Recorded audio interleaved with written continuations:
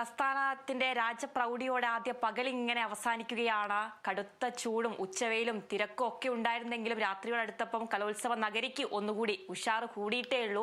ഇനി നേരം ചെല്ലുന്തോറും രാത്രി അടുക്കുന്തോറും ആ ഭംഗി കൂടുകയുള്ളൂ. കലോത്സവത്തിന്റെ എല്ലാവരും കാത്തിരിക്കുന്ന സംഘനൃത്തവും ഒപ്പനയും തിരുവാതിരക്കളിയും ഒക്കെ ആദ്യ ദിനം തന്നെയാണ് ഉള്ളത്. ഫുൾ വൈബുമായിട്ട് ഞങ്ങളുടെ ടീം അവിടെയുണ്ട്.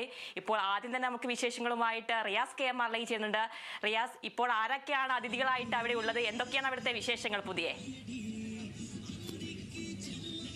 സി എസ് പറഞ്ഞ ഒരു കാര്യവുമായി ബന്ധപ്പെട്ട് തന്നെ വരികയാണ്. കാരണം ഇത് കൂടുതൽ വൈബ് വരികയാണ്. ഒരുപക്ഷെ ഇവിടെ വലിയ പൊടിയുണ്ട്.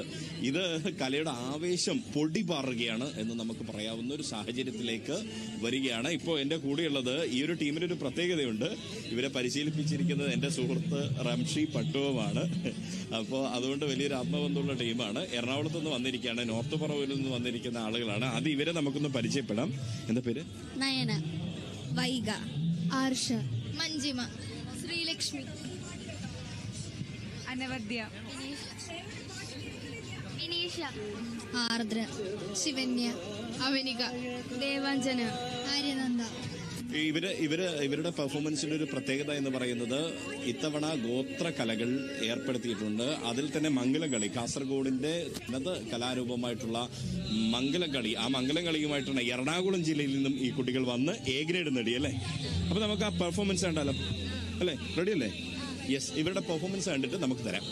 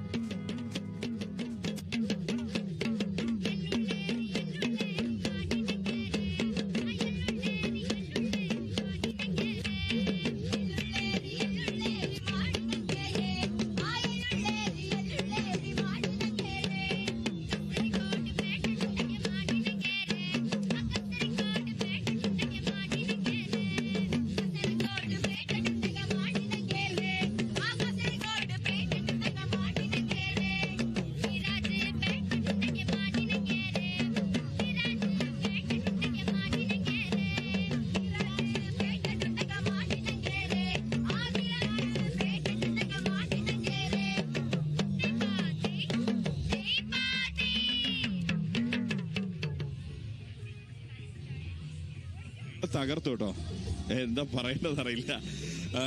അതായത് ഇപ്പൊ ഇവര് ഞാൻ നേരത്തെ പറഞ്ഞ പോലെ പൊടി പാറെന്ന് പറഞ്ഞാൽ പൊടി പാറ്റിക്കളഞ്ഞു നിങ്ങൾ അല്ലേ. നല്ല പൊടിയുണ്ടല്ലേ. ഇത് കലോത്സവത്തിന് ആദ്യമായിട്ടാണ്. അതെ അതെ അതെ അതെ ആദ്യം ചോദിക്കുന്നത് ഫുൾ കളറാവുകയാണല്ലേ എന്ന്. എല്ലാരും അതേന്ന് മാത്രമേ പറയുന്നുള്ളൂ, ഒന്നും വേറെ ഒന്നും. എന്താ എന്നോട് കൂടുതൽ നേരം സംസാരിച്ചിരുന്ന 3 ആളുകൾ ഇവരാ. എങ്ങനെയുണ്ട് കലോത്സവം? എങ്ങനെയുണ്ട് ഇത്തവണത്തെ? അടിപൊളിയാണ്. നല്ല നല്ല നല്ല എക്സ്പീരിയൻസ് കിട്ടി, നല്ല രസമുണ്ടായി. പിന്നെ കുറെ എന്താ പറയാ അറിയാത്ത കാര്യങ്ങൾ കുറെയൊക്കെ അറിയാൻ പറ്റി. അങ്ങനെയൊക്കെ ഇനിയിപ്പോ അടുത്ത കലോത്സവം മധ്യ കേരളത്തിലേക്കാണെങ്കിൽ നമ്മൾ പൊളിക്കും അല്ലേ? തീർച്ചയായും. അപ്പൊ നമുക്ക് ഉഷാറാക്കണം പോരെ? ഉഷാറാക്കല്ലേ? യെസ്. അപ്പൊ നന്ദി. ഓക്കെ.